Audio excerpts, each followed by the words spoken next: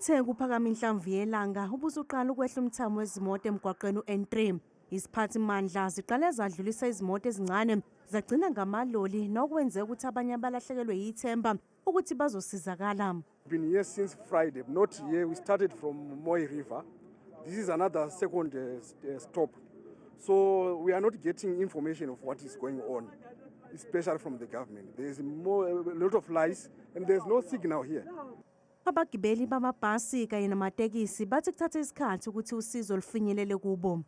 The most challenging things is that we do not have simple water as a basic need, temporal toilets, and most and above, no even updates to can tell us what is exactly happening.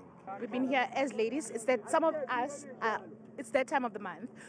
These ladies from the toll gates, they couldn't help us just for a toilet because they were telling us they've got money in there. We said to them, can they please help us? They refused. So the government has failed us. We're not surviving. We're stuck on this road now 3 days. We slept here 2 nights on this road. We were knee-high deep stuck in snow that we start bringing ourselves out. Now we get here. Now they said the roads are closed up on Harry Schmidt. Iziphathimandla zithi sasiqaphile isimo.